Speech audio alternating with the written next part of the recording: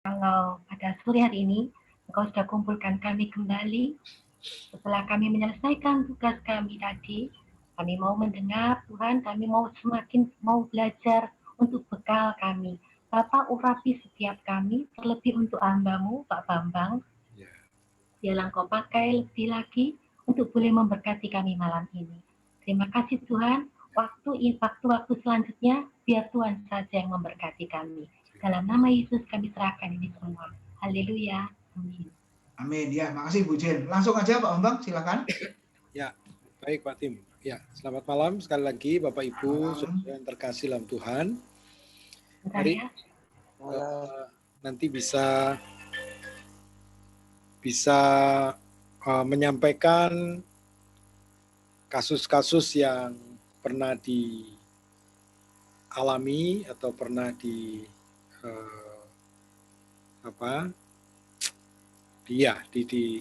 mungkin ditangani dan lain sebagainya untuk bahan diskusi kita boleh. Nanti sementara saya membicarakannya nanti bisa diinterupsi juga tidak apa-apa. Jadi tidak usah nunggu waktunya untuk pertanyaan. Baik, kita sudah mempelajari untuk yang hari Senin yang lalu, kita sudah melihat bagaimana pentingnya di dalam konseling adalah sebuah kondisi awal untuk bagaimana membangun hubungan.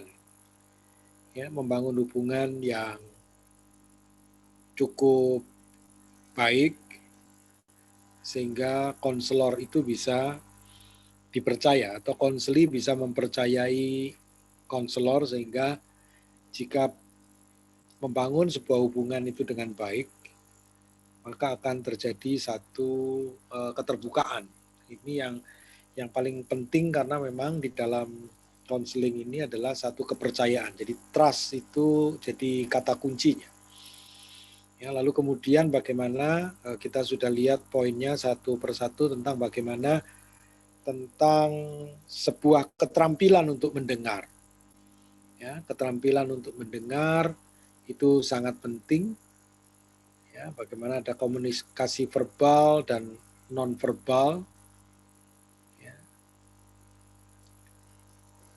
Itu sudah kita bagaimana kita merefleksikan ya, jadi 4 keterampilan mendengar dengan reflektif ya, jadi pendengaran kita itu harus direfleksikan, penerimaan kita itu harus direfleksikan sehingga konseli itu bisa nyaman, lebih nyaman karena memang betul-betul kehadirannya itu diterima seutuhnya. Ya, nah maka perlu ada keterampilan untuk merefleksikan bagian-bagian itu. Ya. Jadi ini yang kita harus pahami. Ya. Untuk kita dapat membuat konseli itu betul-betul percaya kepada kita. Ya, ada reflecting feelings. Jadi merefleksikan bagaimana perasaan ini juga ikut direfleksikan sehingga muncul. Perasaan itu terlihat, terasa oleh konseli. Ya, merefleksikan makna untuk memberikan urean-urean yang memahami ya arti dari apa yang sudah disampaikan oleh konseli. Ya, itu. Nah, ini juga kita memahami bagaimana sebuah komunikasi yang penuh dengan kekhawatiran, komunikasi yang kadang-kadang penuh dengan satu keraguan-raguan, ya, kegelisahan. Jadi komunikasi yang penuh dengan banyak hal yang ragu-ragu sehingga mengalami kegelisahan dalam komunikasi itu. Ya, itu bisa kita lihat bagaimana kecemasan, kegelisahan konseli itu saat memberikan informasi karena ada satu ketakutan. Ini karena ada unsur ketidakpercayaan. Ya. Nah, baik Bapak Ibu, hari ini kita akan melihat ya sebenarnya apa yang kita perlu pahami tentang konseling itu sendiri. Ya. Nah, konseling ini adalah menurut Rogers itu adalah satu hubungan yang bebas dan berstruktur. Ya, ada tahapan-tahapan sehingga konselor itu perlu membimbing konseli itu atau klien itu pada sebuah tahapan-tahapan yang terstruktur, tersistematis. Jadi supaya klien itu memperoleh pengertian sendiri, ya, kemudian membimbingnya untuk menentukan langkah-langkah positif ke arah orientasi yang baru. Ya, kalau Babinski mengatakan bahwa interaksi yang terjadi antara dua orang, yang satu disebut konselor, yang lain sebagai klien atau konseli, ya, berlangsung dalam rangka profesional dan diarahkan agar kemungkinan terjadinya perubahan tingkah laku pada klien.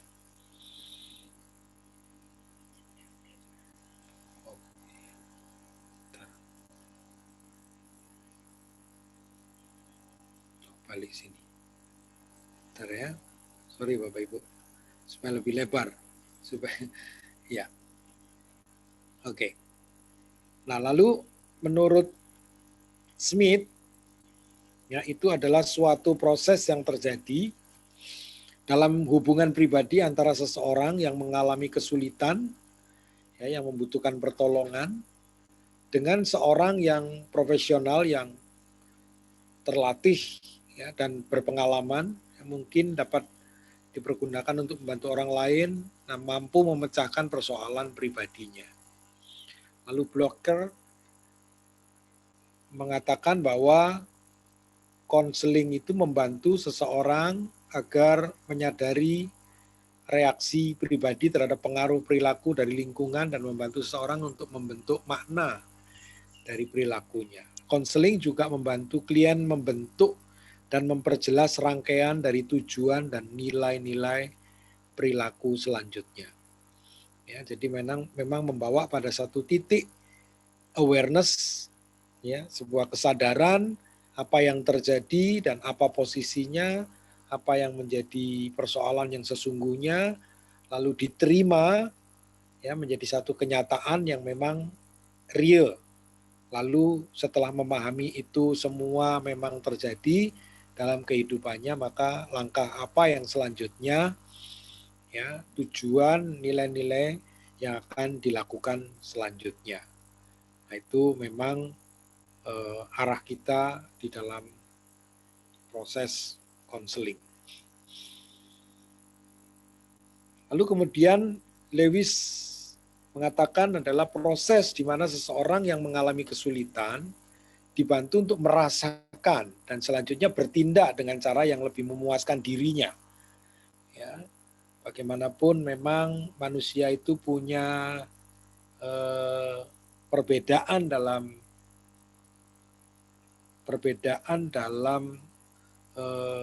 kepribadian, gitu ya, personality yang berbeda, sehingga tidak selalu satu jalan itu dapat memuaskan semua orang. Ya, satu metode itu memuaskan semua orang. Tetapi kadang-kadang perlu cara lain yang lebih dapat dia kerjakan, lebih fleksibel untuk diterima, untuk dilakukan. Nah, makanya bagaimana disadarkan manusia yang memiliki masalah itu untuk memahami, ya, lalu bertindak dengan cara yang lebih memuaskan dirinya, nah, melalui interaksi dengan seseorang yang tidak terlibat di dalamnya, yaitu konselor. Konselor memberikan informasi dan reaksi untuk mendorong klien mengembangkan perilaku untuk berhubungan secara lebih efektif dengan diri sendiri dan lingkungannya. Bernard dan Falmer mengatakan bahwa usaha untuk mengubah pandangan seseorang terhadap diri sendiri, ya, karena seringkali kalau orang mengalami masalah yang tidak mampu diatasi itu, dia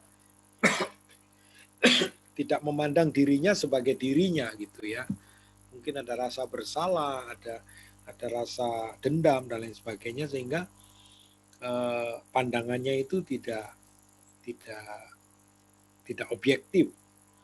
Nah, maka Bernard dan Falmer ini mengatakan untuk mengubah pandangan seseorang terhadap dirinya, siapa sebenarnya dirinya dalam masalah yang terjadi, kaitannya apa dan dia sebagai apa. Ya. Juga terhadap orang lain atau lingkungan fisiknya.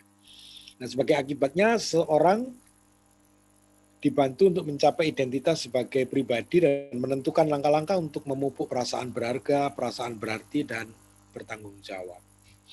Jadi bukan dihakimi, ya, bukan lalu diberikan hukuman, ya, diberikan label, tetapi mencoba untuk, ya memang orang bersalah tetap bersalah, tetapi bagaimana mereka dalam kebersalahan itu untuk bisa bangkit dari rasa bersalahnya itu untuk memperbaiki diri, ya, bahwa tidak habis pada waktu masalah itu lalu habis, itu ya, lalu memupuk perasaan berharga, perasaan berarti, dan ada tanggung jawab dalam hidupnya. Lalu kemudian menurut Ivey dan Downing, ya, konselor adalah memberikan alternatif, membantu klien dalam melepaskan dan merombak pola-pola lama. Ya, punya paradigma yang mungkin tidak secara objektif. Ya. Lalu dirombak itu paradigmanya, pola-pola yang lama itu, nah memungkinkan melakukan proses pengambilan keputusan dan menemukan pemecahan-pemecahan yang tepat, ya, terhadap masalah. Lalu Eisenberg mengatakan untuk menambah kekuatan pada klien untuk menghadapi, untuk mengikuti aktivitas yang mengarah kepada kemajuan. Dan untuk menentukan suatu keputusan, konseling membantu klien agar mampu menguasai masalah yang segera dihadapi dan akan mungkin terjadi pada waktu yang akan datang. Ya, itu Bapak Ibu, ya, jadi beberapa pakar penulis buku menyampaikan apa pengertian definisi daripada konseling. Ya, jadi beberapa hal yang dapat kita simpulkan, memang proses konseling ini adalah proses di mana dua orang yang memang dengan sengaja, dengan sadar bertemu untuk membicarakan, ya, masalah dari seseorang yang membutuhkan bantuan. Ya. Lalu orang yang membantu adalah membawa seseorang yang bermasalah ini menyadari dirinya siapa dalam masalah itu, apa yang sedang terjadi, dan kemudian memberikan motivasi, ya, memberikan bantuan, ya, memberikan arahan bagaimana sebenarnya dia harus bangkit untuk melangkah kepada satu cara-cara yang dapat memberikan kemajuan dalam langkah hidupnya, sehingga hidup yang berharga, hidup yang berarti itu tidak disia-siakan. Begitu. Ya. Baik, mungkin ada yang mau ditanggapi dari definisi ini?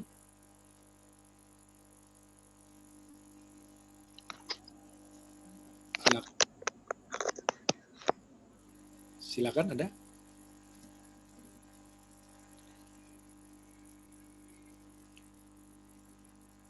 Tidak ada. Baik. Nah, kita melihat ciri-ciri konseling. Ya, konseling berkaitan dengan mempengaruhi secara sengaja perubahan perilaku pada sebagian dari kepribadian konseli atau klien. Tujuan dari konseling adalah untuk membuat kondisi yang memudahkan terjadinya perubahan. Ya, jadi memberikan arahan-arahan untuk konseli itu dapat lebih mudah melihat sebuah kondisi yang baru, ya, untuk membuat satu langkah maju atau perubahan dari kehidupan yang sedang dialami. Lalu seperti halnya pada semua hubungan, pada klien harus ada pembatasan-pembatasan. Lalu kondisi yang mempermudah terjadinya perubahan perilaku diperoleh melalui wawancara. Jadi bentuknya seperti interview gitu ya. Nanti kita melihat di poin berikutnya ada yang disebut dengan assessment. Ya, assessment bagaimana kita dapat mengerti kondisi, posisi, dan arah mana yang harus membuat konseli itu bisa menyadari dirinya. Lalu mendengarkan harus ada pada konseling. Ya, jadi konseling ini senjata yang paling ampuh itu adalah posisi di listening. Ya, listening itu artinya mendengarkan yang kontak dengan hati itu. Ya, bukan hanya sekedar mendengar, hearing, tapi listening. Bagaimana mendengar dengan penuh kesungguhan hati. Ya, nah ini adalah satu hal yang tidak boleh tidak ada dalam konseling.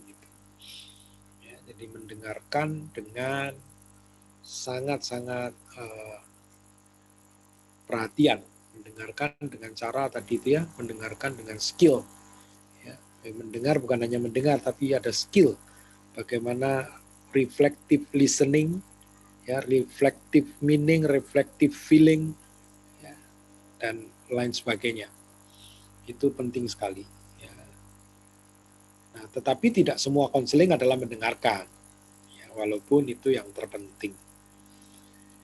Nah, konselor harus memahami, ya, memahami. Lalu konseling dilakukan dengan tertutup, ya, karena memang bisa secara privacy yang tidak boleh orang lain tahu, atau diskusi yang bersifat rahasia, ya, bersifat rahasia.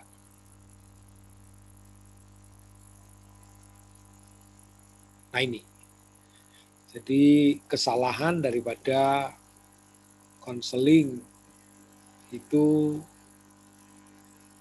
yang seringkali kita salah mendefinisikan, memberikan pengertian itu, oh ini konseling gitu ya. Tapi konseling bukanlah pemberian informasi, ya, meskipun pemberian informasi itu bisa diberikan dalam konseling. Tapi lebih daripada sekedar memberi informasi. Ya, itu. Sehingga kadang-kadang hamba Tuhan hanya melakukan sebuah pemberian informasi, ya. Nah, memang firman Tuhan itu penting, ya. Memang firman Tuhan itu penting. Tetapi tidak bisa orang bermasalah itu datang langsung dikasih beberapa ayat firman Tuhan untuk dibaca atau disuruh baca di rumah lalu didoakan, itu saja tidak selesai. Ya, karena di awal saya sudah memberikan bagaimana manusia itu punya struktur yang agak unik, yang rumit. Ya, walaupun secara spiritual itu mungkin oke, tapi hal-hal yang lain itu nggak oke. Ya, sehingga perlu adanya pemenuhan dari semua struktur yang terkandung dalam kehidupan manusia itu. Ya. Lalu konseling bukan pemberian nasihat, ya, bukan sebuah sugesti, ya, ataupun memberikan rekomendasi.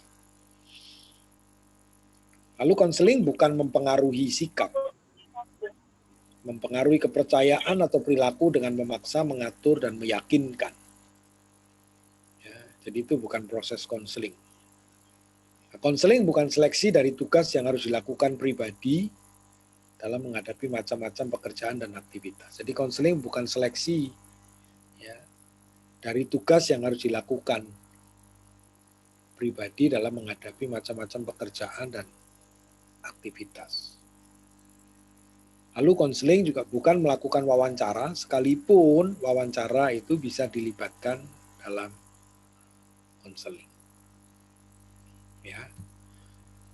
Mungkin dari sini mungkin ada banyak yang bisa ditanggapi dari Bapak Ibu.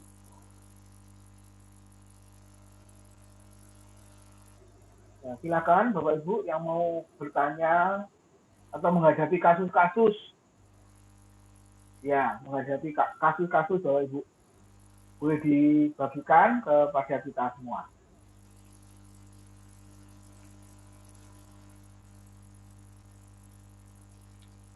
Ada Bapak Ibu?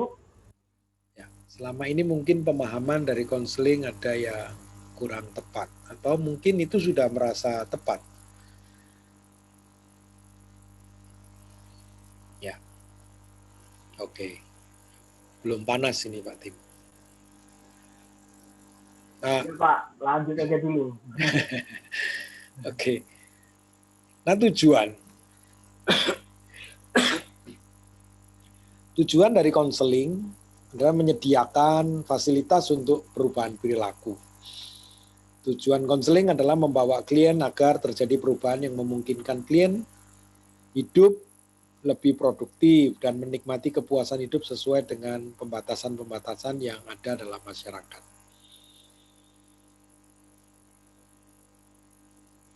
Nah, tujuan konseling harus jelas. Jadi perubahan perilaku yang dikehendaki adalah perubahan yang bagaimana dan selanjutnya bagaimana. Melakukan perubahan tersebut dengan bantuan dari konselor. Jadi kalau konseli itu memiliki sebuah kesadaran dan akan melakukan perubahan, maka perubahan yang bagaimana yang harus dilakukan, ya, lalu selanjutnya bagaimana melakukannya untuk berubah tersebut, maka perlu ada bantuan dari konselor untuk terus membimbing. Ya, ya. Artinya memang konseli yang membuat keputusan dan konseli yang memilih satu metode yang akan dilakukan sebagai langkah perubahan. Tetapi konselor hanya membantu, membimbing, mengarahkan bagaimana konseli akan melanjutkan kehidupannya. Lalu meningkatkan keterampilan untuk menghadapi sesuatu. Ya, jadi tujuan konseling adalah bagaimana seseorang itu dapat meningkatkan keterampilan, ya, jadi menjadi lebih dewasa, menjadi lebih wise, menjadi lebih terampil untuk menghadapi masalah-masalah yang akan terjadi, ya, yang mungkin nanti juga terjadi. Lalu meningkatkan kemampuan dalam menentukan keputusan. Ya, jelas. Jadi manusia itu bagaimanapun harus memiliki satu tanggung jawab, ya, untuk memutuskan segala sesuatu dalam kehidupannya. Ya, jadi tidak boleh orang lain yang memutuskan. Ya, jadi bagaimanapun dia yang harus memutuskan kehidupannya sendiri. Gitu. Ya. Lalu meningkatkan dalam hubungan antar perorangan dan menyediakan fasilitas untuk pengembangan kemampuan klien. Itu adalah tujuan daripada konseling.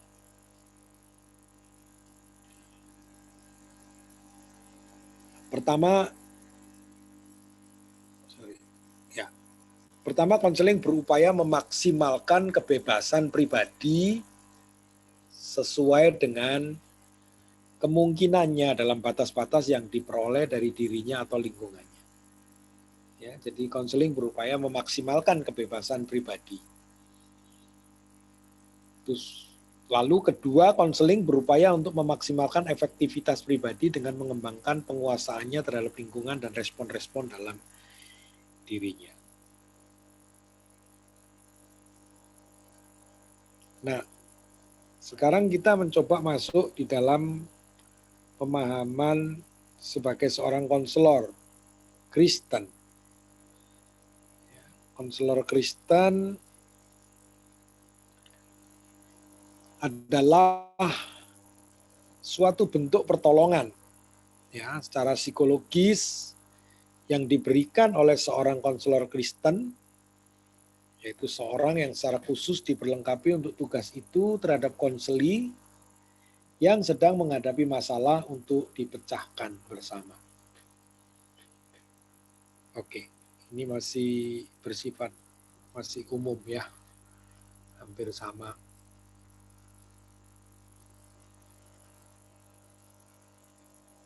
Keunikan konseling Kristen. Jadi keunikannya, perbedaannya dengan konseling-konseling yang sudah dilakukan adalah konseling Kristen menerima Alkitab sebagai standar otoritas tertinggi.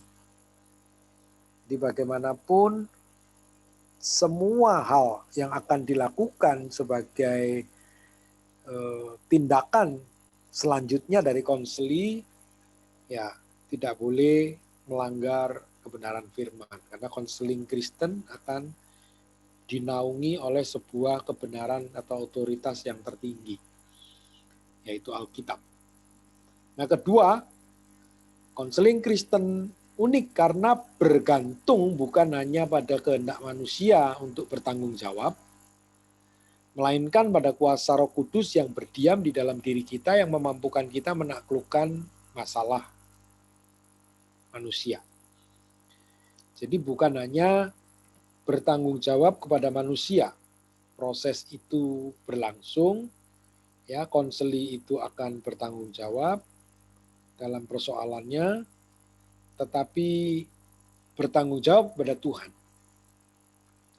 ya dan Roh Kudus yang tinggal di dalam diri mereka. Ini yang membedakan. Ya, kalau konseling yang umum ya yang penting masalahnya selesai gitu ya. Yang penting dengan orang lain tidak bermasalah gitu ya. Dengan kebenaran Alkitab itu tidak ada urusan. Ya, dengan Tuhan, dengan Roh Kudus juga tidak ada urusan. Nah, ini yang berbeda, ini yang unik.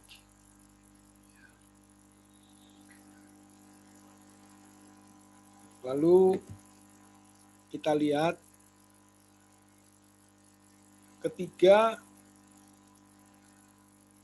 konseling Kristen itu unik karena meskipun menurut sifatnya orang Kristen itu ya meskipun menurut sifatnya orang Kristen ya jadi orang Kristen yang egois, yang cenderung mengabaikan dan membenci Allah.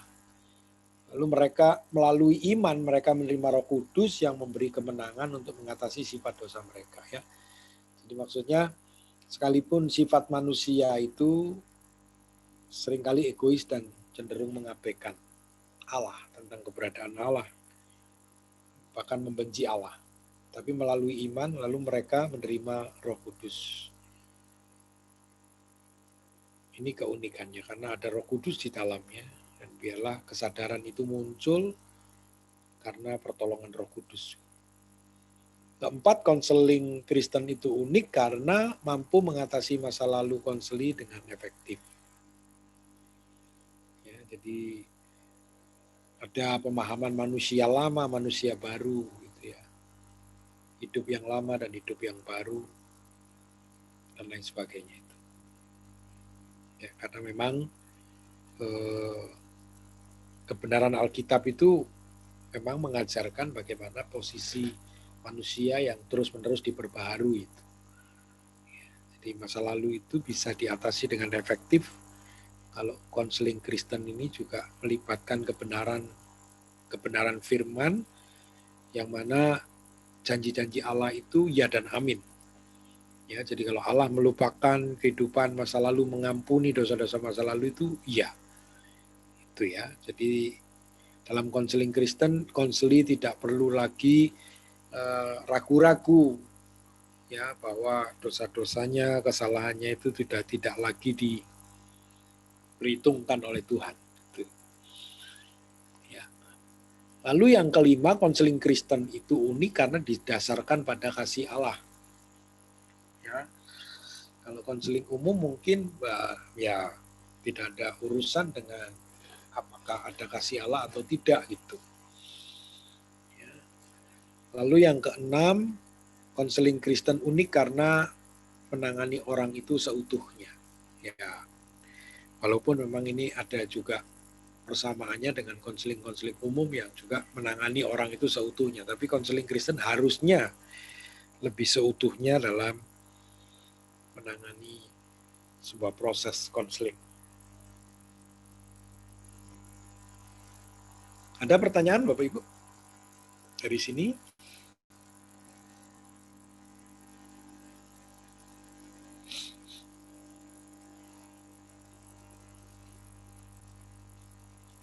Ada?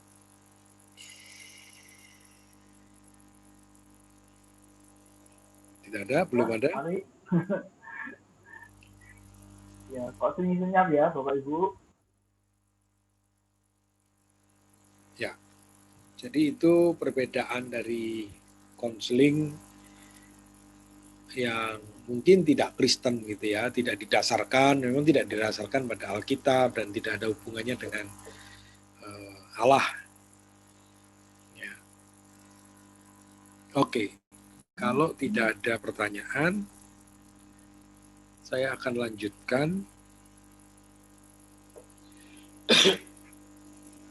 Nah, kebutuhan akan konseling Kristen. Ya.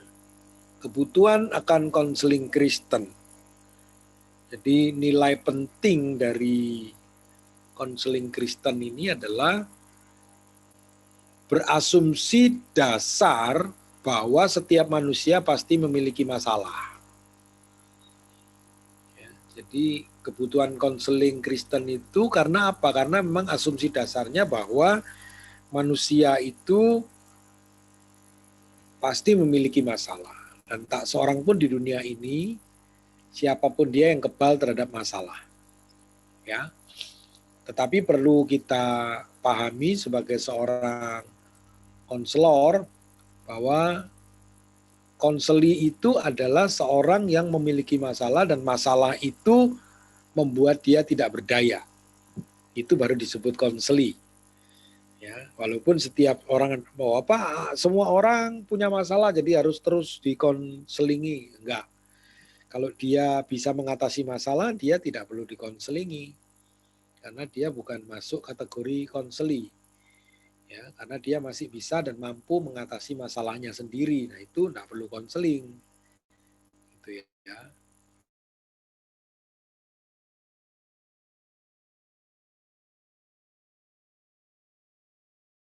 Seorang yang sudah tidak mampu mengatasi masalahnya, persoalan yang dihadapi, maka perlu seorang bantuan, seorang konselor untuk membantu melihat, menyadarkan dia. Lalu, mengapa dibutuhkan konseling dalam kekristenan ini? Karena suatu kenyataan bahwa banyak orang Kristen yang juga mengalami problema, ya, problema rumah tangga, ya, itu lalu keputusasaan, perselingkuhan, ya, lalu dengan anak-anak, ya, dengan masalahnya, apa yang terjadi di sana, ya, macam-macam, ya, dengan pergaulan, dengan pengambilan keputusan, ya, dengan kesalahan-kesalahan yang mungkin secara prinsip telah melakukan sebuah kesalahan-kesalahan, maka itu konseling Kristen itu dibutuhkan. Karena ini yang memang kenyataan yang terjadi. Begitu. Jadi, apakah sebenarnya gereja harus menyiapkan wadah atau seseorang untuk dapat memberikan proses konseling ini? Ya, karena tidak ada orang Kristen yang kebal. Semua orang mengalami, termasuk orang Kristen. ya, problema yang terjadi di dunia ini semua dialami oleh orang Kristen. Jadi perlu diadakan atau perlu disiapkan sebuah wadah untuk bagaimana memberikan proses konseling, gitu ya. Jadi bukan hanya karena ada Roh Kudus menjadi apa, atau Tuhan Yesus atau ada Allah Tritunggal sebagai penasihat ajaib, gitu ya. Jadi kalau Allah sudah menjadi penasihat ajaib, ya kita bawa dia kepada Tuhan supaya Tuhan yang memberikan nasihat yang ajaib, gitu ya. Nah ini memang kadang-kadang ada kesalahan-kesalahan yang fatal untuk memahami langkah-langkah konseling dengan memutuskan bagaimana persoalan manusia itu real, ya, yang tidak bisa disederhanakan begitu saja. Ya. Jadi ada masalah-masalah juga dalam psikis, ya, kejiwaan, ya, yang mungkin tidak sama dengan masalah kerohanian, ya, tidak sama dengan masalah kerohanian. Ada orang yang punya jiwa, punya apa tuh namanya, kepribadian yang juga berbeda, temperamen yang berbeda, ya, sehingga sesama orang Kristen mungkin beda, daya tahannya itu juga beda, ya, karena ada banyak faktor, ya, banyak penyebab, sehingga masalah yang sama, ya, seperti saat-saat ini ada orang-orang Kristen yang sudah nggak mampu berpikir lagi tentang masalah yang dihadapi oleh karena pandemi. Tapi masih ada orang-orang Kristen yang sama imannya, ya secara Alkitab juga sama belajar, tetapi daya tahannya bisa lebih kuat, ya, karena punya kepribadian yang mungkin berbeda, ya, sehingga bisa survive, bisa menang, ya, bisa menikmati kehidupan ini sekalipun banyak pergumulan, ya.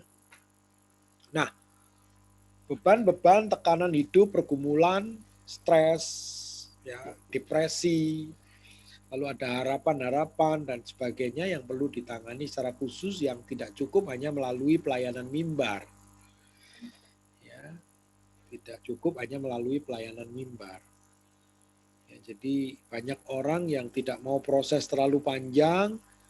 Ayo mbok pendetanya itu ngomong yang di mimbar itu yang cespleng. Ya, khotbah itu yang cespleng, bisa didengar lalu bisa mengatasi semua problem. Itu yang dihadapi. Begitu juga orang baca Alkitab, berdoa, begitu ya. Kalau bisa dengan baca Alkitab lalu selesai masalahnya, atau berdoa selesai masalahnya.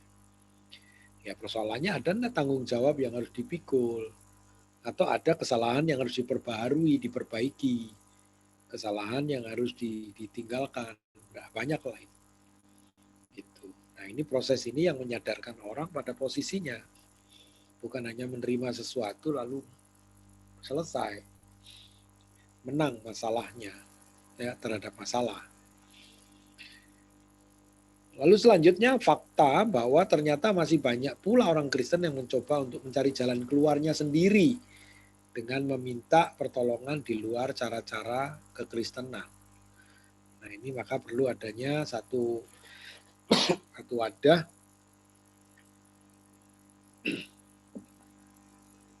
di mana orang Kristen yang bermasalah itu mendapatkan pertolongan, ya, dan mendapatkan tanggapan dari persoalan yang dihadapi.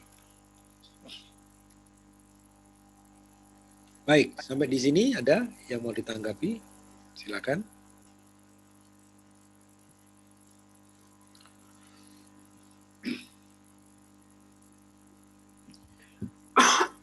Ada sejauh ini ada yang mau disampaikan? Mari Bapak Ibu. Ya Pak Bambang.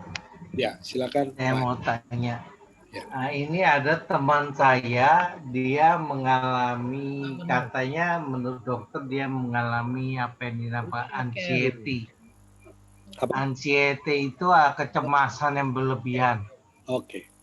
Jadi seringkali dia dengar apa sedikit apa langsung cemas, bahkan dia nggak bisa tidur, terganggu gitu loh. Terganggu sehingga dia konsultasi kebetulan dia konsultasi ke dokter. Dokter menyarankan dia untuk mendengarkan terapi di YouTube gitu, dengarkan musik-musik yang bisa menenangkan pikiran begitu. Ya. Nah, peran kita sebagai konselor itu bagaimana, Pak? Apakah itu karena anxiety ini kalau dia dengar sedikit yang masalah atau membuat dia takut, dia kecemasnya bukan main. Sampai ke bawah, dia alam mimpi pun terbawa. Anxiety itu kalau dia mimpi pun kadang-kadang dianggap beneran gitu loh. Kecemasannya berlebihan gitu loh. Iya. Ya, itu aja Pak Bambang. Iya. Jadi sebenarnya sejauh mana keterlibatan kita itu sebenarnya kita tidak bisa menempatkan diri, kita tidak bisa melibatkan diri semau kita gitu ya. Karena proses konseling itu adalah sebuah kepercayaan dari konseli. Nah, kalau dia sendiri mempercayakan masalah yang dihadapi kepada kita sebagai seorang konselor, ya itu baru kita bisa melibatkan diri. Ya, tapi proses yang perlu kita lakukan adalah ya sebagai seorang sebagai seorang teman, sebagai seorang saudara seiman, ya keterlibatan kita ya hanya perhatian, keterlibatan kita ya hanya memberikan penguatan, nasihat, ya bimbingan, ya seperti itu. Jadi tidak bisa masuk kepada sebuah proses konseling, ya. Tapi keterlibatan kita hanya melibatkan diri sejauh kita mengenal mereka itu siapa, gitu. Ya.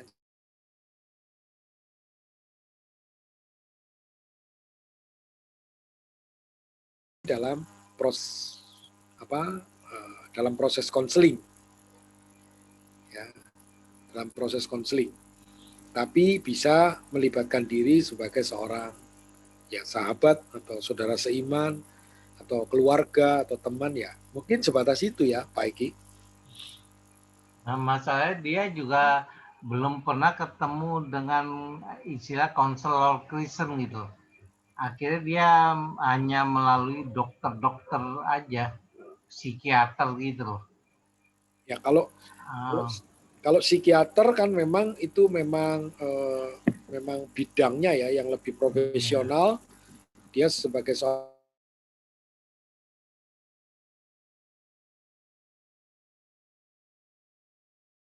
psikiater.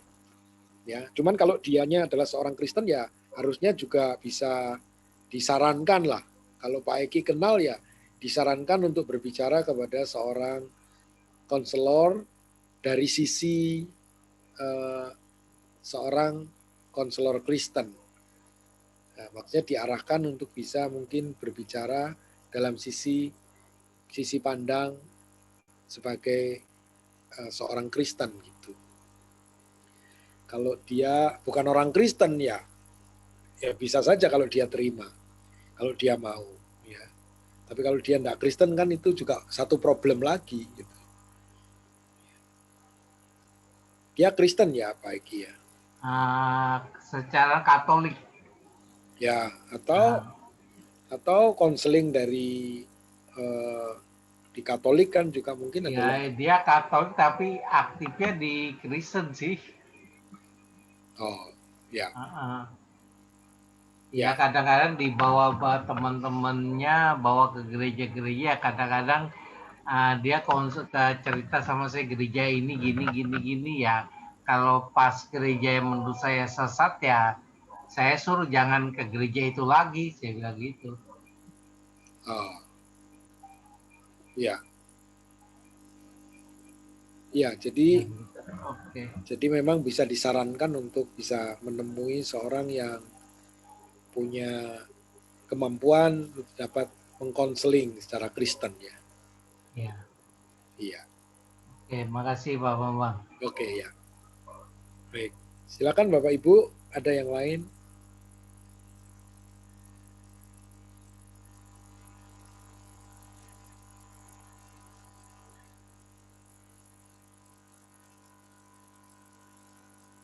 Ada yang lain yang bisa ditanggapi?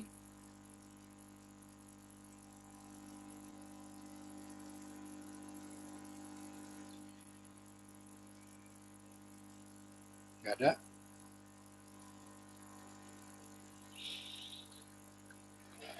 Nggak ada ya? Oke.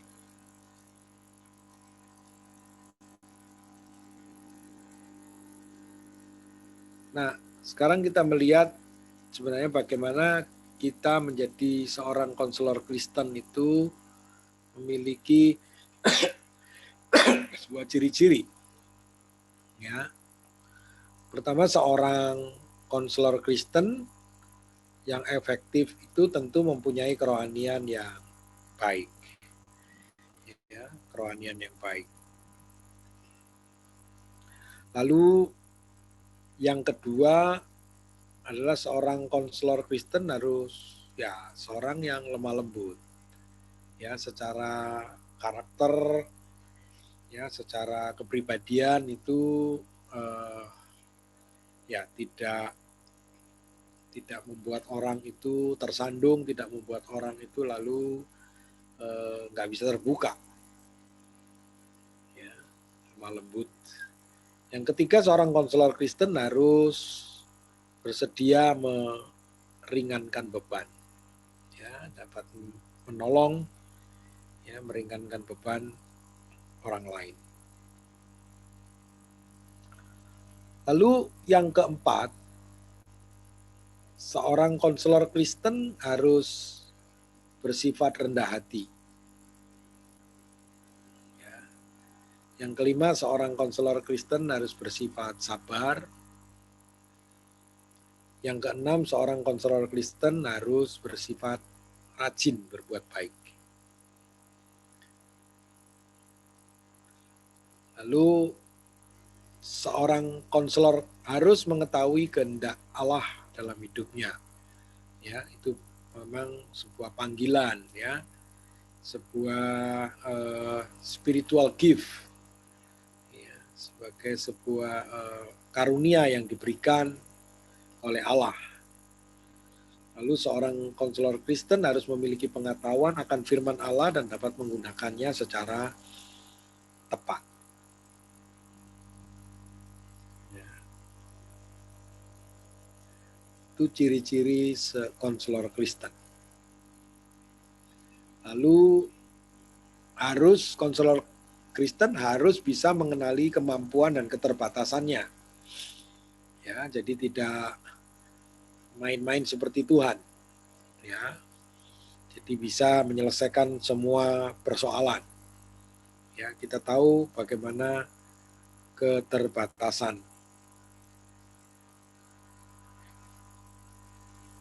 kita sebagai seorang konselor. Lalu jangan terlalu cepat menghakimi, dan ini memang sudah awal sudah menjadi konsep sebagai seorang konselor tidak boleh judgmental. Ya. Harus sabar, harus bisa berempati. Bisa berempati.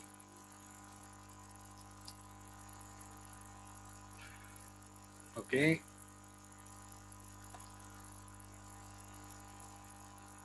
Nah, masalah yang pada umumnya ditangani. Ya, masalah yang pada umumnya ditangani itu adalah masalah yang berhubungan dengan pribadi. Ini yang mungkin ya konseli itu memiliki masalah secara pribadi dalam kehidupannya. Lalu kemudian masalah yang berhubungan dengan keluarga dan pernikahan. Ini masalah yang umum, yang sering ditangani. Ya.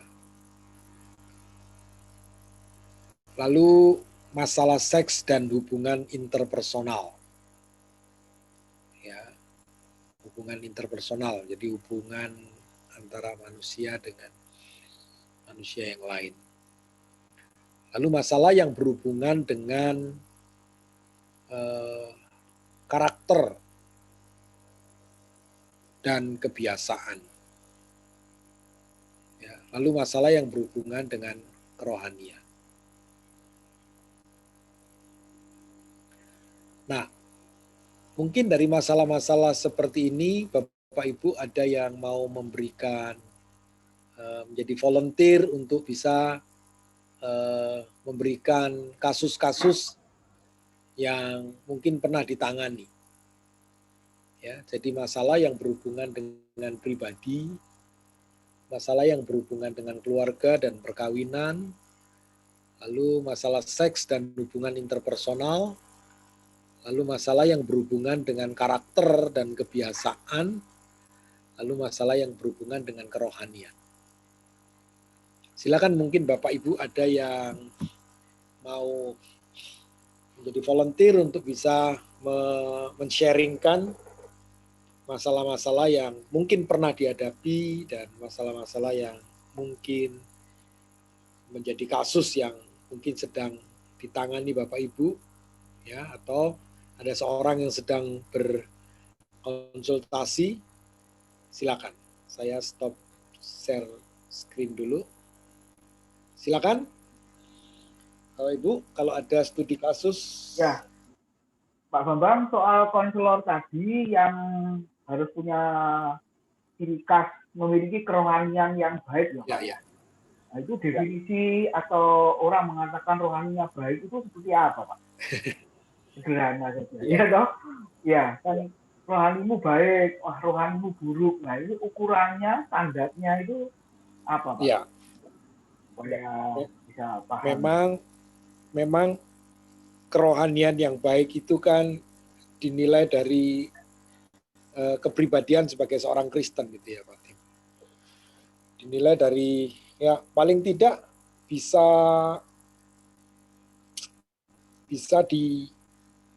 diterima sebagai seorang Kristen yang baik. Jadi kan ada satu celah untuk menjadi batu sandungan kadang-kadang. Jadi batu sandungan itu orang tidak dapat menerima dia karena dia melihat ada 1-2 hal yang memang tidak bisa diterima sebagai seorang konselor atau seorang Kristen gitu. Ya, loh itu orang Kristen tapi kok begini. Nah, kalau sudah tapi kok begini orang sulit untuk percaya. Ya, walaupun memang tidak ada orang yang sempurna. Tapi selalu saja ada celah-celah yang membuat orang lain itu tidak bisa menerima dengan baik gitu ya. Ya istilahnya saya tidak bisa menjelaskan kerohanian yang baik, tapi kalau orang menjadi batu sandungan itu kan kerohaniannya akan dinilai agak kurang kurang baik karena ada batu sandungan yang dia pernah lakukan, dia masih jalani gitu. Nah itu yang menjadi persoalan. Ya Pak. Ya. Oke, makasih. Ya baik. Nah, silakan yang lain Bapak Ibu.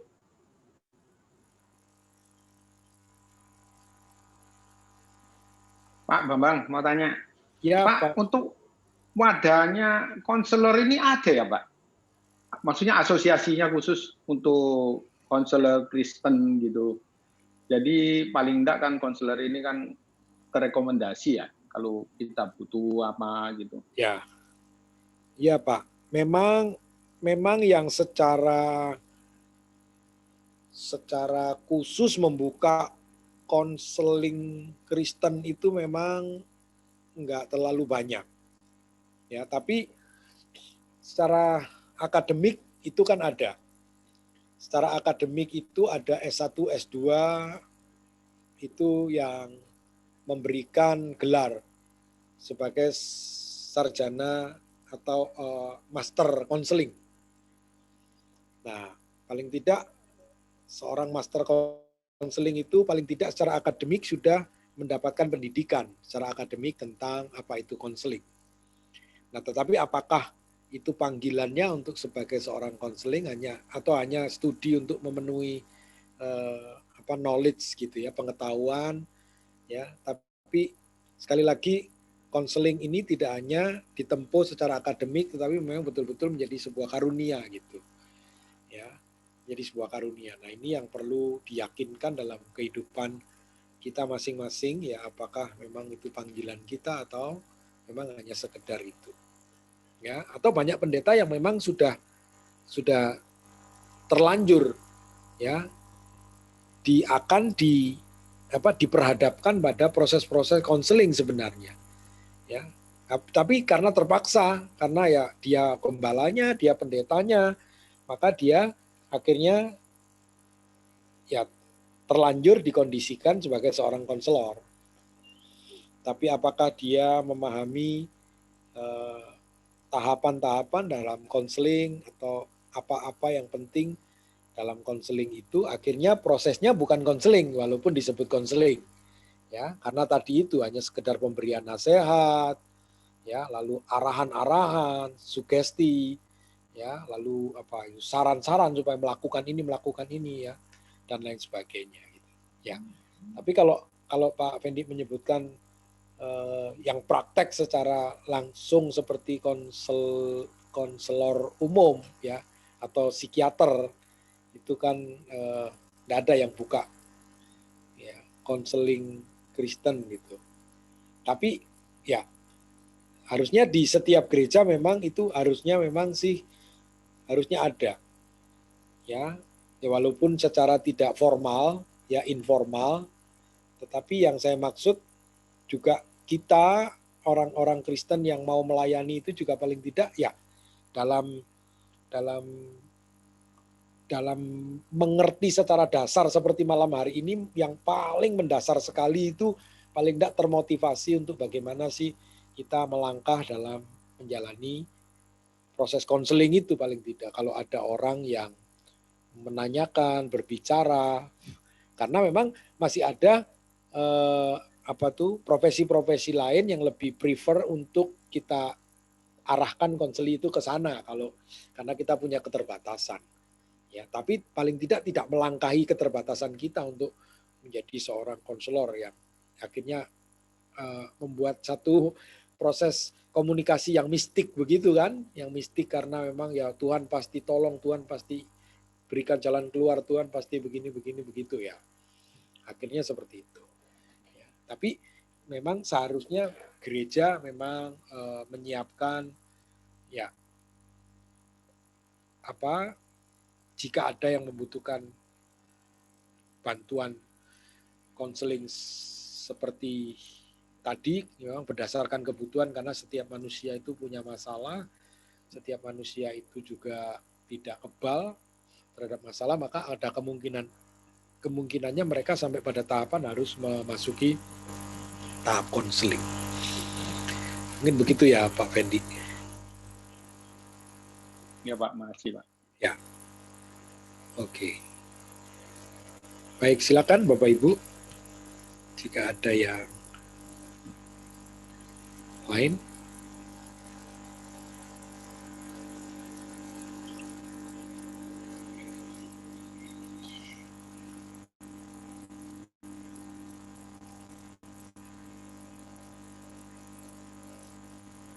Ada yang punya pengalaman dalam proses konseling?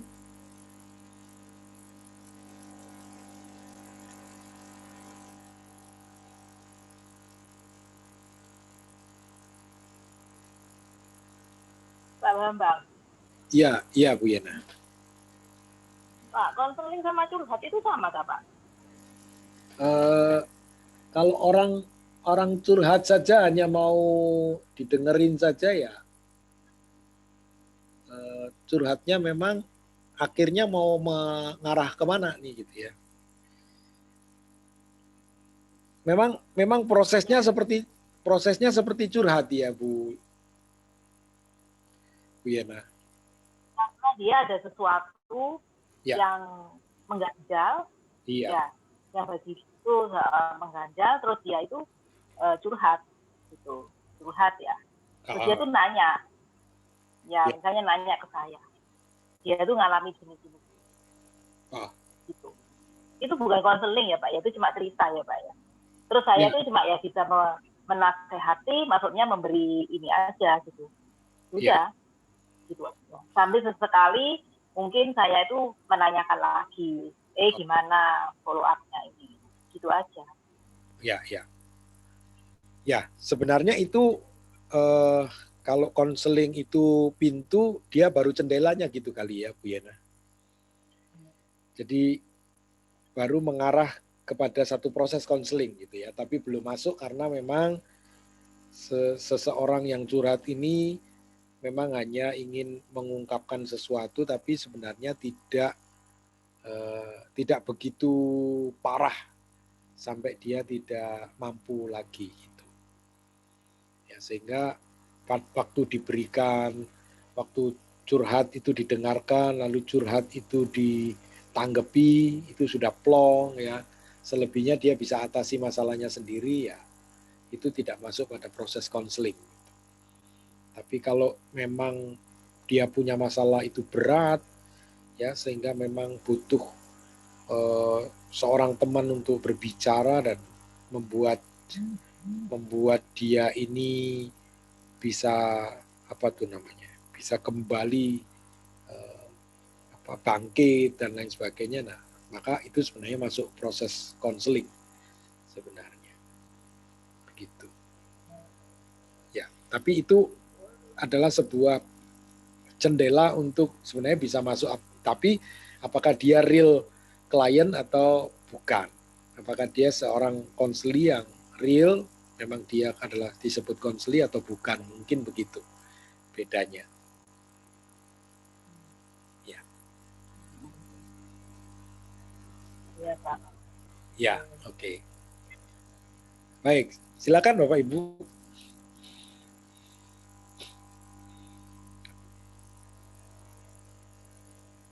Ada? Pak Bambang. Ya Pak Ki. Nah, ini sebenarnya ini kasus lama sih. Cuma saya sekarang nggak tahu lagi gimana kondisinya.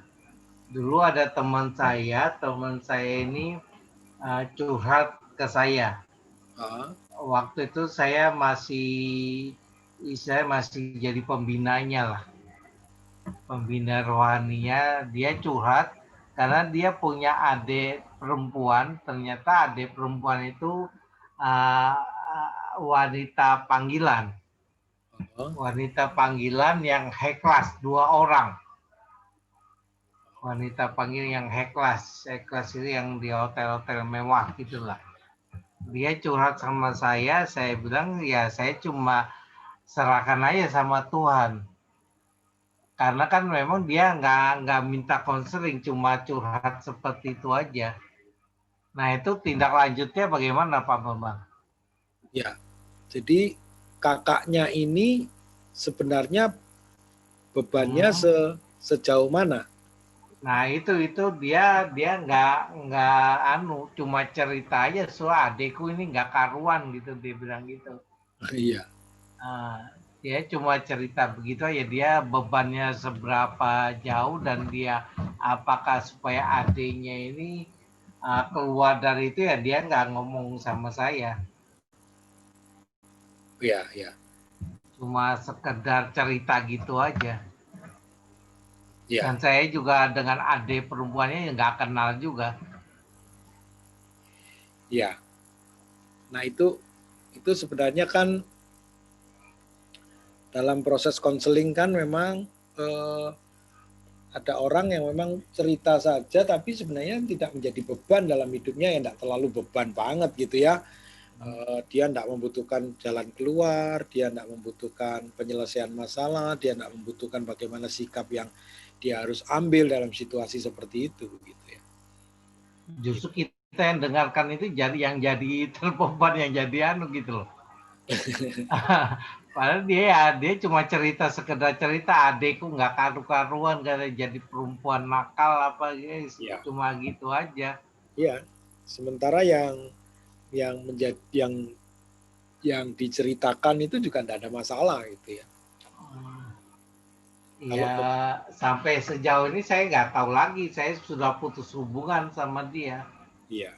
Nggak tahu lagi ya kelanjutannya gimana kondisi keluarga inilah gitu. Iya.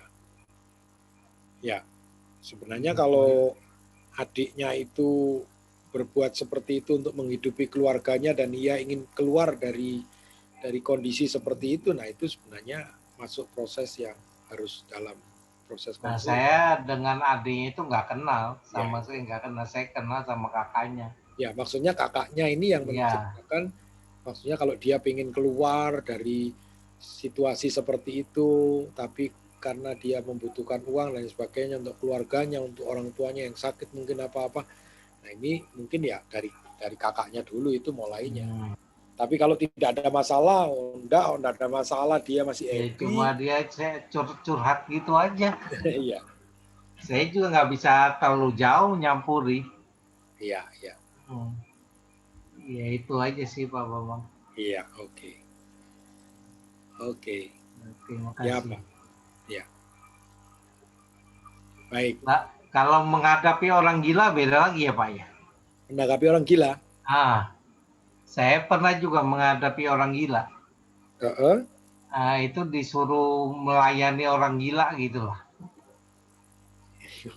Tapi ya saya bingung ngelayani orang gila, dia nggak ngerti apa orang gila kok. Kebetulan dia perempuan. Yang nyuruh melayani siapa tuh? Ada rekan saya. Oh. Rekan saya dulu di sekolah di persekutuan doa dulu. Nah kebetulan ya pernah saya disuruh diminta gitu untuk melayani dia karena dia percaya pada saya katanya. Nah saya bingung gimana cara melayaninya. Ya itu ya Pak Bang. Ya mungkin ya melayani keluarganya dulu ya. Kayaknya seorang diri dia itu waktu itu. Iya, kalau seorang diri itu mau dilayani seperti apa ya repot. Katanya dia suka sama saya. Entah suka pengertian apa saya tidak tahu. Pokoknya senang kalau saya ada gitu. Katanya begitu. Itu bukan gila, itu pura-pura gila kan? Ya kayak memang tingkahnya kalau saya lihat sih memang kayak orang gila gitu, nggak waras itu. Atau tergila-gila kali. Itu dia. Dari perhatian itu, nanti sembuh itu pasti. Iya. Itu kalau dinikahi sembuh. Ya betul sembuh itu. Ya itu sih. Pak Nahum ada?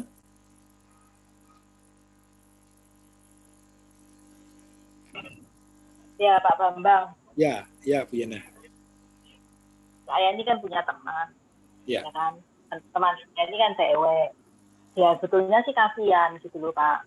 Makanya yang tadi saya sempat cerita Pak Hasan yang curhat itu. Nah dia ini usianya itu dia sudah 51 ya, di atas saya berapa tahun lah pokoknya. Nah terus dia ini Pak, dari anaknya masih bayi, dia tuh sudah ditinggal suaminya tuh meninggal. Jadi dia tuh tinggal sampai dengan sekarang. Ya kan? Dia itu sih ya mungkin sudah terlalu lama menyendiri, terlalu lama single parent ya Pak, namanya ya manusia ya Pak ya. Dia itu ya kepingin kawin lagi, mestinya tuh kepingin marry gitu loh Pak. Gitu loh. Terus dia itu dulu itu pernah curi-curi itu pacaran gitu loh Pak. Pokoknya pernah curi-curi pacaran. Terus orang tuanya ini kan didikan keras gitu loh Pak. Pokoknya dianggap anak perempuan itu kalau sudah menikah, kamu jadi janda, ya sudah itu nasib gitu loh. Kamu tuh tidak boleh kawin lagi. Gitu loh. Kamu kalau kawin lagi itu kayak orang nakal gitu loh. Kok kawin lagi gitu loh. Saya sih pernah ketemu sama orang tuanya, saya tuh ngomong, loh, kalau pacaran lagi loh masa tidak boleh. Saya ngomong gitu, ya tidak bisa. Mau sudah janda kok, ngapain? Kayak orang gatel aja mau kawin-kawin lagi, dimarahin gitu loh Pak. Kasihan sebenarnya teman saya ini Pak. Terus singkat cerita Pak, dia itu sempat ketemu sama TTM-nya dia dulu gitu loh Pak. Ketemu dihubungi, terus mereka tuh sempat hubungan lagi gitu loh Pak. Tapi hubungannya ini long distance gitu loh Pak. Yang lakinya ini di luar kota, di Jakarta. Terus jadi dia tuh hubungan itu cuma lewat virtual aja gitu loh Pak. Nggak video call lewat ini. Dia tuh kan cerita sama saya. Terus saya bilang gini, hati-hati loh kamu itu. Jangan mau, kamu tuh hubungan kayak gitu kok ketusu banget gitu loh. Kamu tuh sudah diiming-iming kayak sudah mau dikawin, mau dilamar, kayak gitu-gitu loh. Terus saya bilang gini loh, kamu nggak kenal orangnya. Loh, aku sudah kenal kok. Ya kamu kenal cuma lewat ini aja. Kamu nggak pernah kumpul, nggak pernah hubungan, maksudnya hubungan ini. Jangan gampang percaya, tak bilang gitu. Terus dia bilang, saya tanya, ilo kamu tuh emangnya kepingin soro tak kawin? Iya, kepingin banget kawin katanya. Terus saya tuh bilang gini, ya hati-hati pokoknya kamu berteman dulu, tapi kamu harus dapat izin dari orang tuamu. Dia tidak pernah cerita sama orang tuanya, sama anaknya pun juga tidak pernah cerita. Anaknya sudah besar Pak, tidak pernah cerita kalau dia tuh punya hubungan sama orang laki. Ceritanya sama saya. Terus kalau dia video sama orang laki itu ditunjukin ke saya.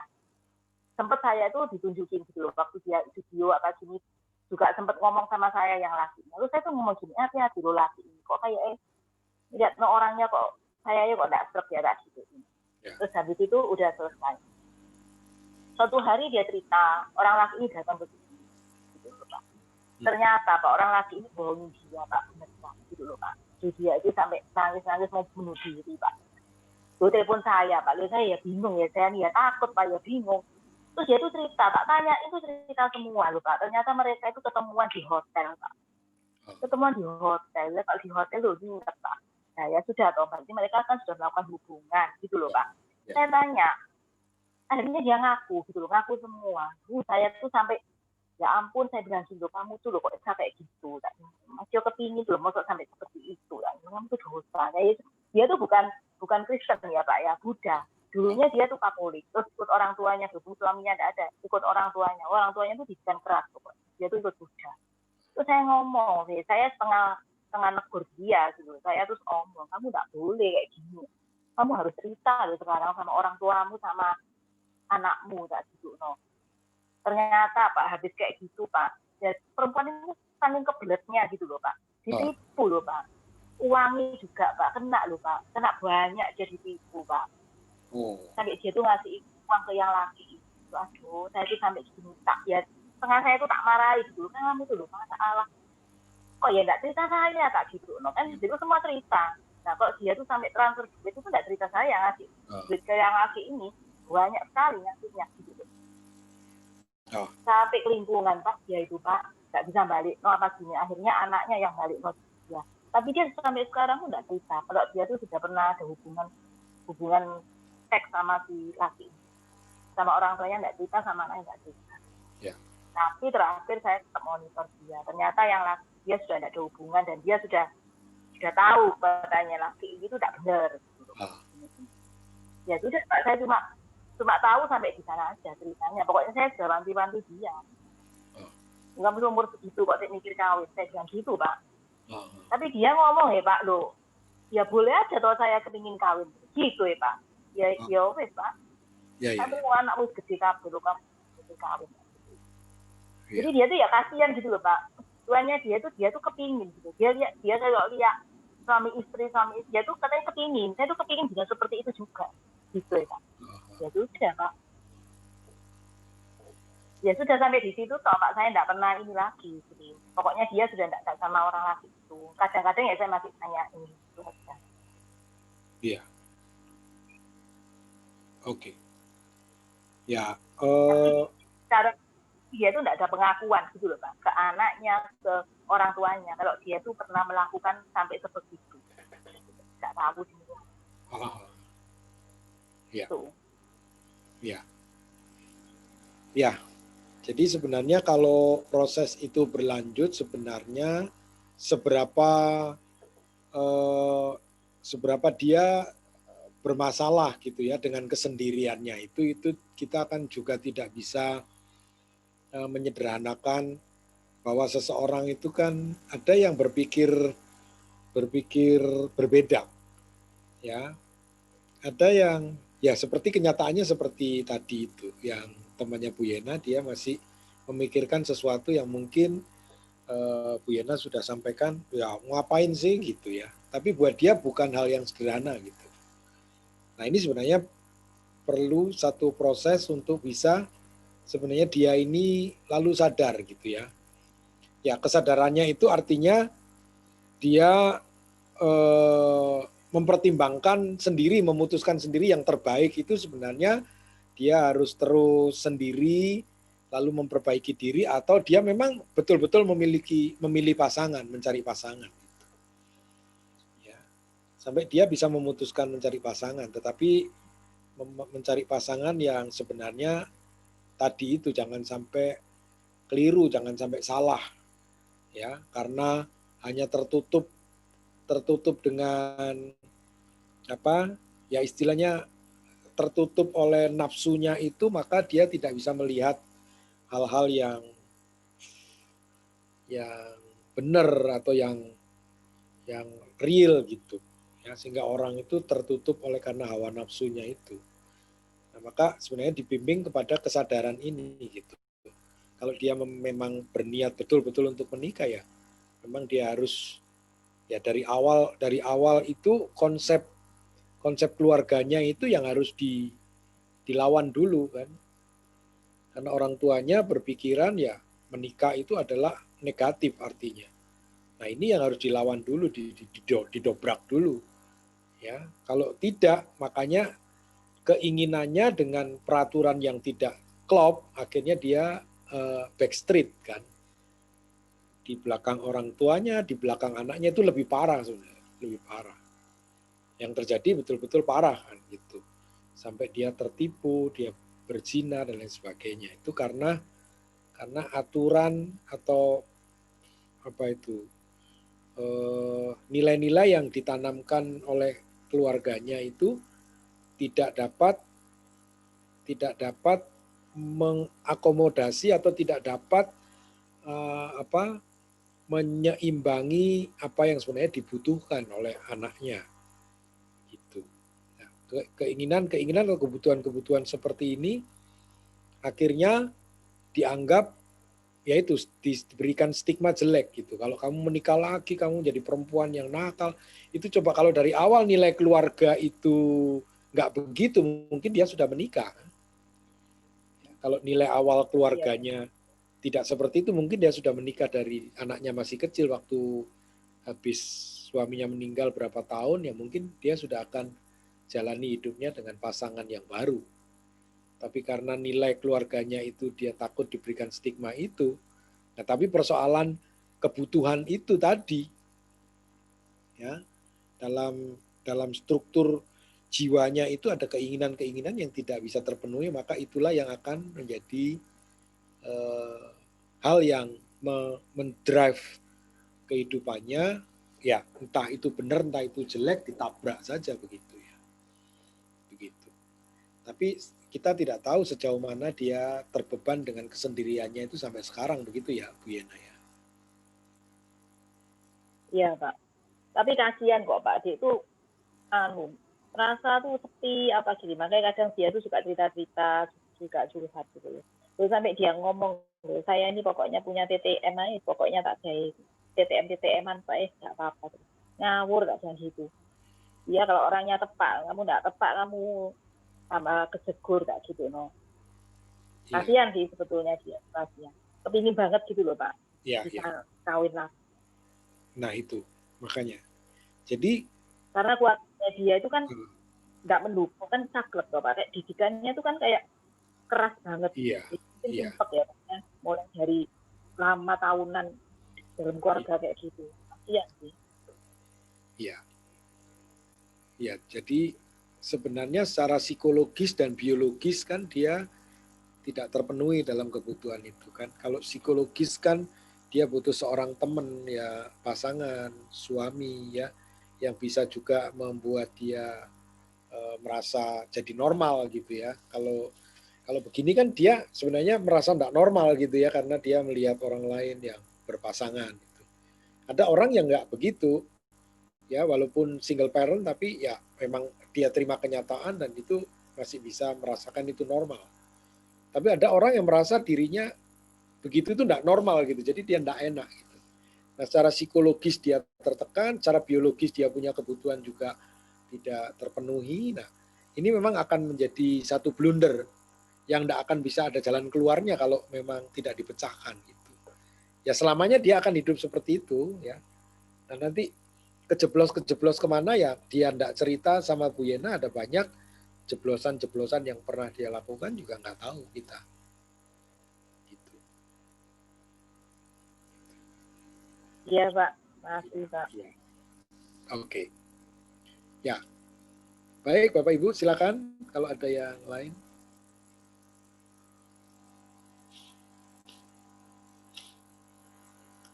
Ya. Jadi life structure itu memang unik dan slice-nya itu ruang-ruang yang banyak itu memang harus dipenuhi semua. Ya, itu tidak terkecuali semua orang. Ya, semua orang dia bisa penuh di sini tapi kosong di sini, bisa penuh di sini kosong di sini, dan itulah manusia ya, sehingga manusia itu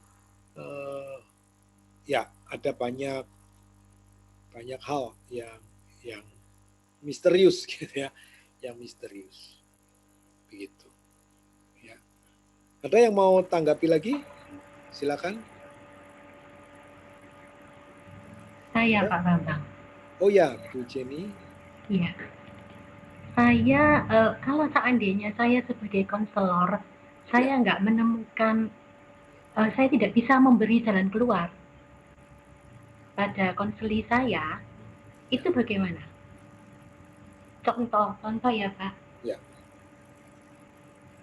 Saya punya anak, ada anak remaja yang dia sudah berkali-kali dia diperkosa sama omnya. Ya. Saya kenal baik dengan orang tuanya. Ya. Dan anak ini sampai dia bilang ke saya bahwa dia nggak mau orang tuanya tahu. Oh. Gitu. Karena dia di bawah ancaman omnya. Itu kejadian pada waktu dia SD. Sekarang anak ini sudah SMA. Dan saya tahu dia simpan kepahitan dalam hatinya.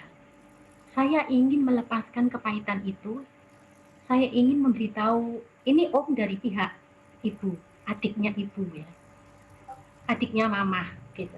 Yeah. Saya ingin memberitahu mamanya tapi dilarang sama anak ini.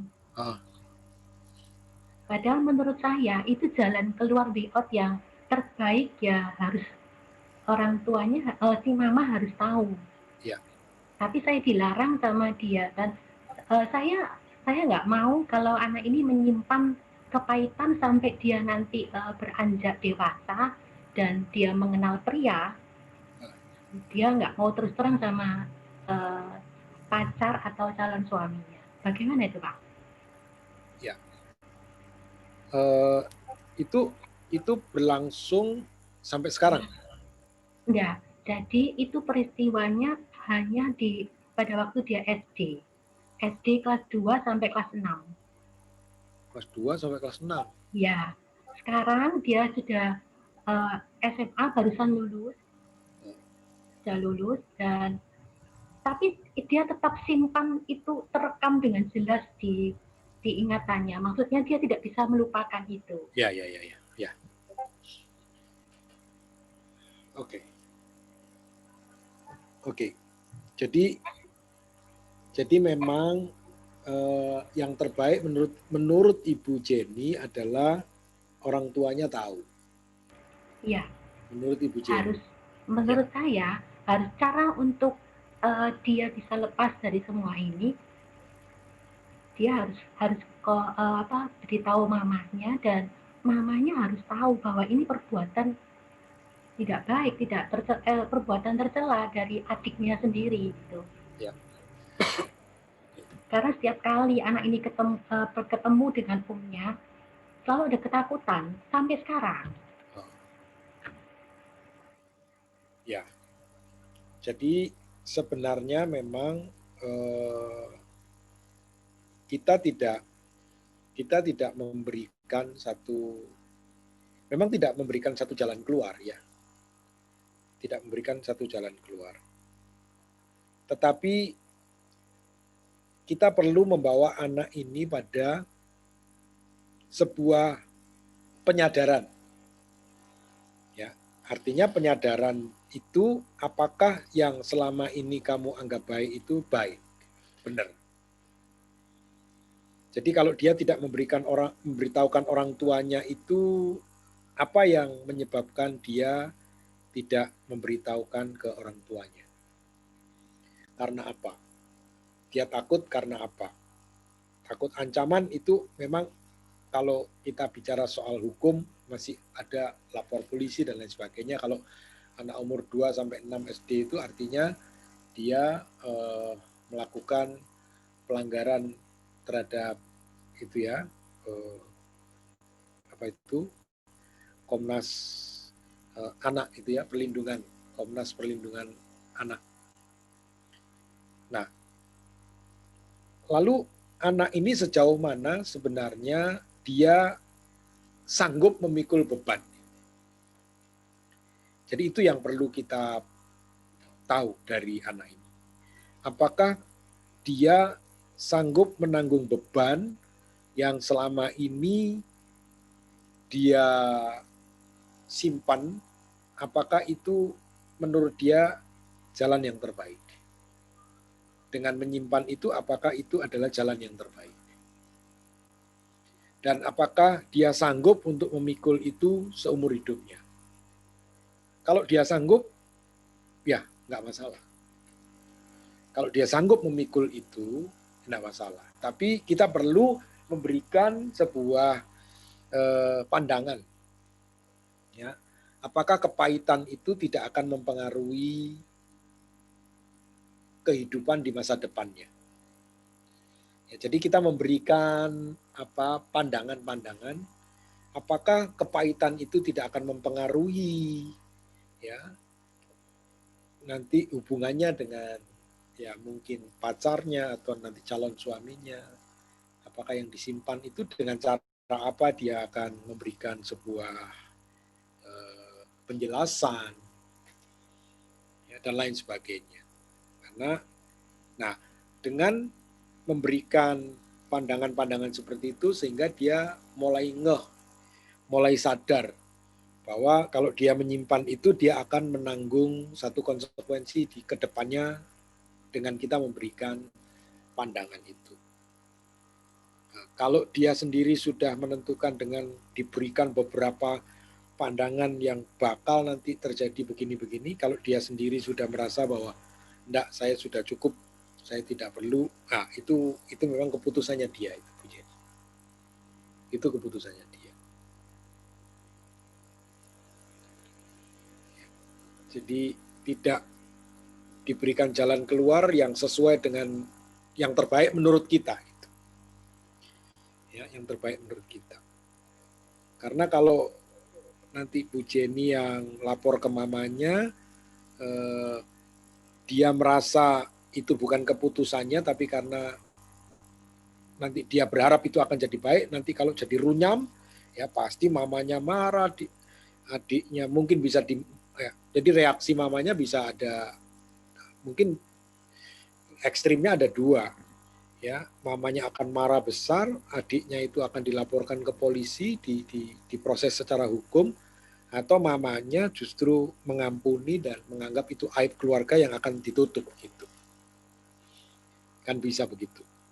Nah, kalau itu keputusan anak itu sendiri, ya mungkin dia akan memiliki problem yang baru. Kalau dia menginginkan omnya itu dihukum tapi mamanya tahan, ya dia akan punya problem yang baru dan lain sebagainya.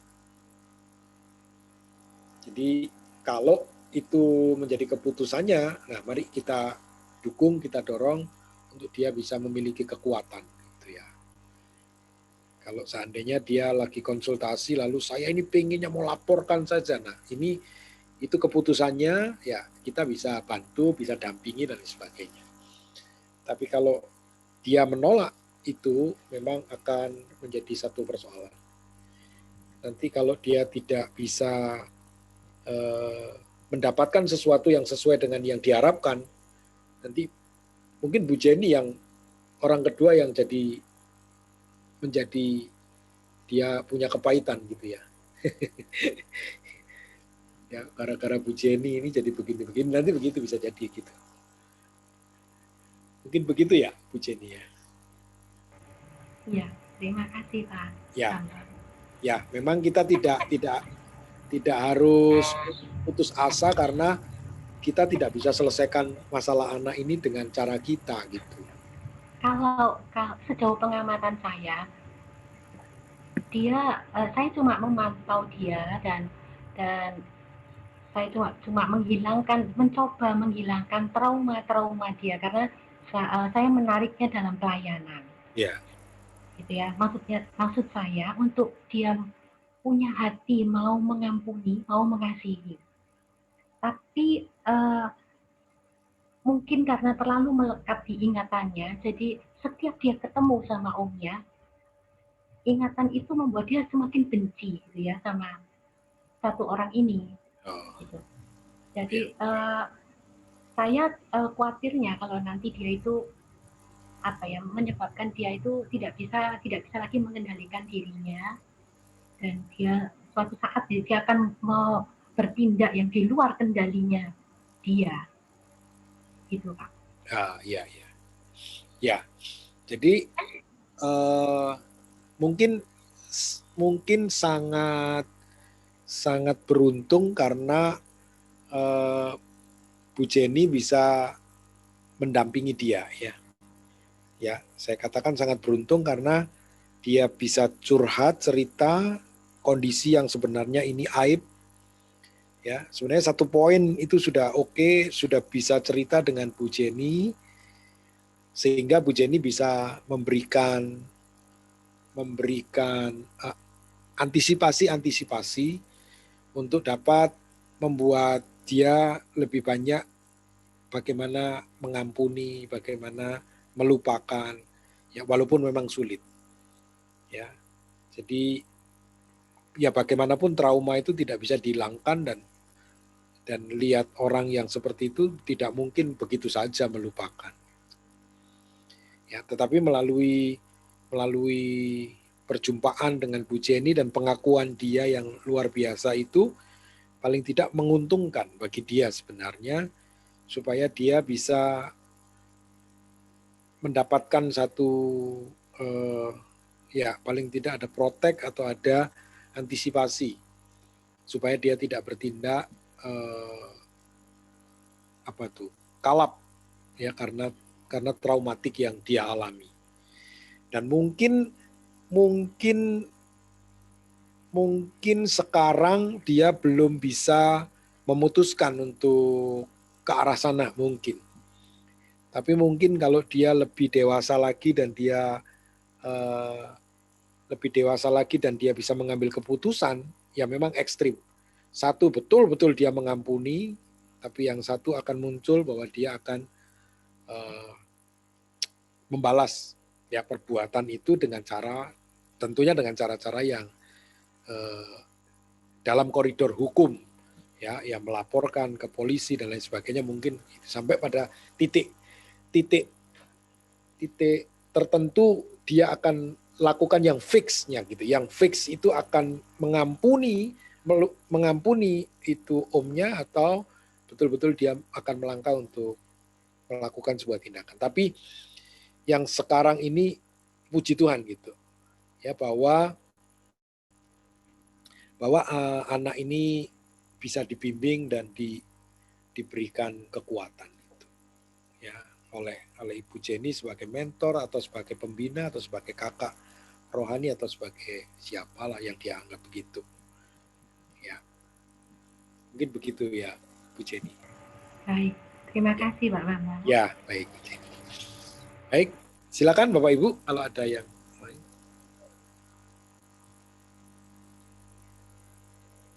Ya, masih ada Bapak Ibu. Kalau sudah tidak ada kita akhiri. Kalau sudah tidak ada lagi kita sambung dengan depan. Ya. Ya, cukup ya Bapak Ibu malam ini. Ya, minta tolong Pak Nahum berdoa Pak untuk mengakhiri kelas kita. Terima kasih Pak Bambang Ya, untuk materinya. terima kasih Bapak Ibu. Silakan Pak Nahum. Puji Tuhan kita telah menyelesaikan krisis konseli pada malam hari ini. Mari kita mengucap syukur atas kasih-Nya.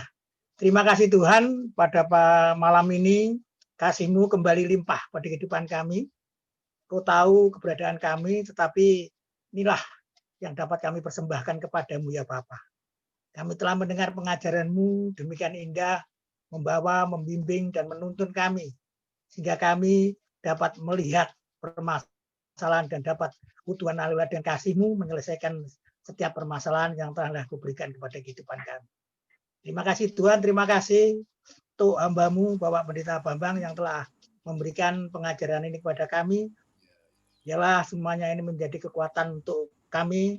Sebabnya berkati hamba-Mu, bahwa hamba-Mu semakin hari semakin indah, sehingga hamba-Mu boleh mencerahkan kehidupan kami lebih dalam lagi. Terima kasih Tuhan, terima kasih. Hanya di dalam nama-Mu Tuhan Yesus Kristus, Kepala Gereja, Bapak Surgawi, kami mengucap syukur dan kami sambut semuanya. Haleluya. Amin. Terima kasih.